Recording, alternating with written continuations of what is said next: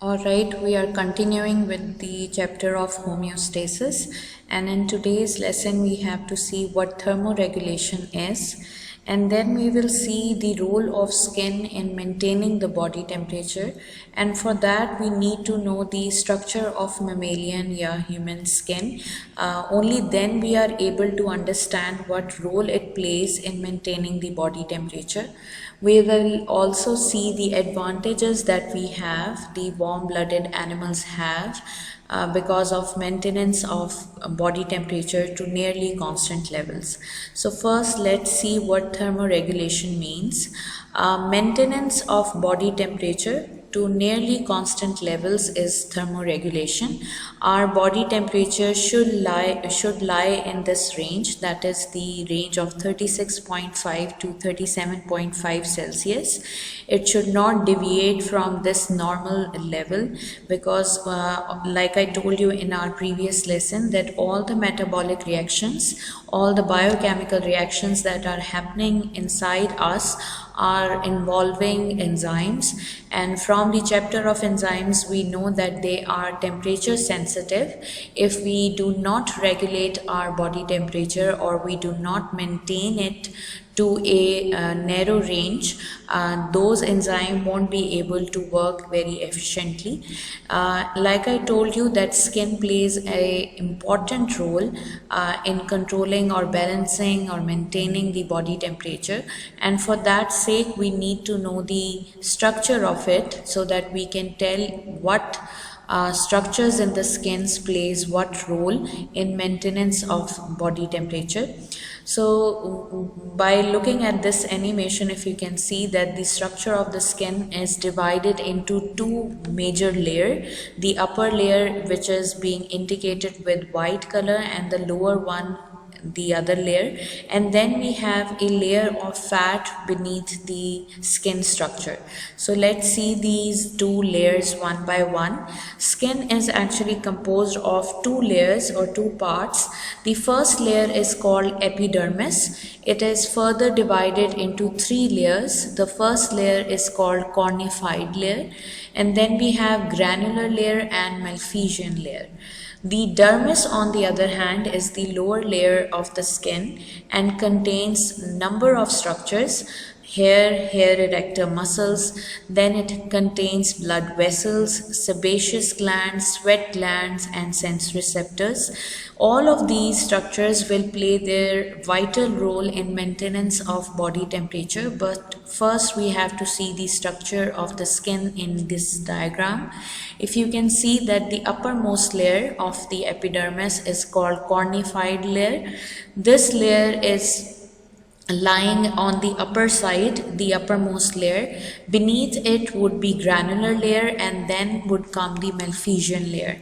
We will read about the structure and characteristic of these layers one by one, and then the second layer of the skin is called the dermis, where you can see there are number of structures. There are arterioles which give off capillaries which are going or are placed near the skin surface. Then we have obviously the venules which will carry the deoxygenated blood back from the structure of the skin to the respective chamber of the heart. And then we have fat cells. These are also known as adipose cells. These are lying beneath the skin structure and they also help to maintain body temperature. We will read about this too. And then we have temperature receptors and pressure receptors. All these receptors are able to detect these stimuli. Temperature receptors obviously will detect the changes in temperature, while pressure receptors will detect the changes in the pressure. Then we have sebaceous glands.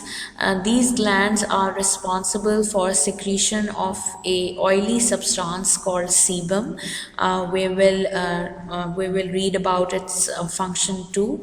Then we have hair erector muscle. muscles which are originating from the hair follicle. If you can see, the hair follicle is lying here from where the hair is originating. Beneath them you can see the attachment of these muscles. Then we have sweat pores, which is coming from the sweat duct, and then the sweat gland. As the name is indicating, these glands are responsible for formation of sweat. All these structures should be learnt by the students for labeling, as this question often comes that you have to label different structures which are involved in maintaining the body temperature. Now we will see the detailed structure of epidermis. Epidermis, like I told you, consists of 3 layers, among which the cornified layer is the first layer. This is the layer of dead, flat, dry, horny cells which contain a protein called keratin. This is the same protein which also makes up your nails and hair. This layer forms a protective covering over the body, prevents evaporation, mechanical injury, and entry of germs into the body. So now we know that the protective covering of the skin is actually the uppermost layer, which is the cornified layer. Its cells are dead and dry and contain protein called keratin. They not only protect us but also prevents the excessive loss of water or moisture from the skin. So this is the structure of the cornified layer, and where you can see that the dead cells keep on shedding off with time and with seasons and with age.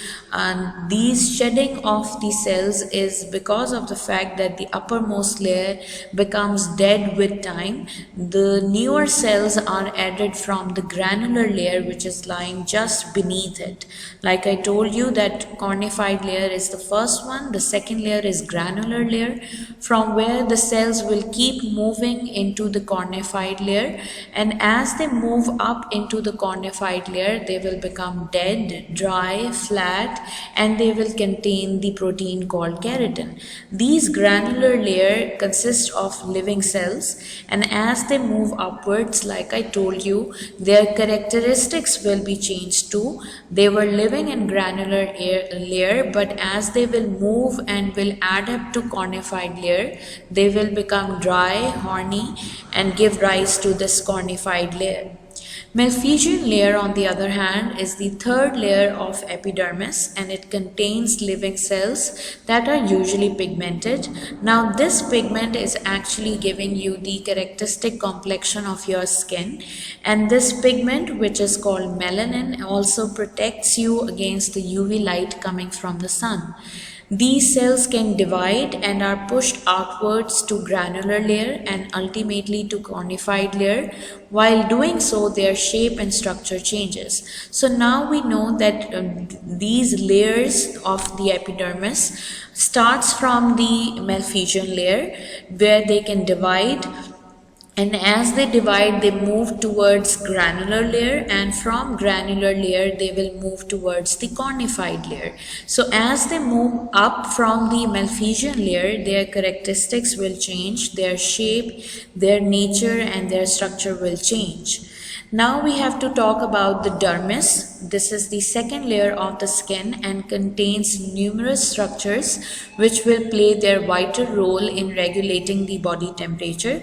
These structures, like I have told you in the diagram, includes hair and hair erector muscles, blood vessels, sebaceous glands, sweat glands, and sense receptors. We will see their role in our next lecture, but today we have to see that what advantage we get by regulating our body temperature. If we are able to regulate our body temperature or maintain it at a very narrow range, we have many advantages. Some of them are remaining active throughout the year. It is very important for humans and all the warm-blooded animals to remain active throughout the year. We do not have to hibernate in extreme cold because of the fact that we can maintain our body temperature to around 37 Celsius. Same goes when it is summers, because in summers we tend to gain heat, but again, even if it is 50 Celsius outside, we are able to maintain our body temperature to around 37 Celsius homeostasis. Again, it is the property of warm-blooded animals that they can maintain or keep their body temperature at a narrow range. So we do not have to hibernate in extreme condition. We can remain active throughout the year in any season. We can colonize many areas with different climatic conditions. If you can see on Earth, there are humans living in Arctic. We also see people living in desert areas where the conditions are extreme. So whatever extreme climatic changes there are on Earth, humans are able to colonize different areas, and it is only because that we are able to maintain our body temperature. The enzymes which are working in our body in metabolic reactions and all the biochemical reactions are working at a constant optimum temperature. That constant optimum temperature is maintained because of the fact that we are able to maintain our body temperature. So these are some of the numerous advantages that we have just by controlling or keeping our body temperature constant. Always remember that homeostasis requires energy. So if I am able to control my body temperature, it is because of the fact that my body is able to respire and produce ATP energy, which is required in maintaining this body temperature to nearly constant levels. Same goes for all the other variable factors, where we see that blood glucose levels are maintained, blood water levels are maintained. All of this which come under the homeostatic control requires energy, and my body cells are able to provide this energy because of the fact that they can respire and produce ATP as a form of energy.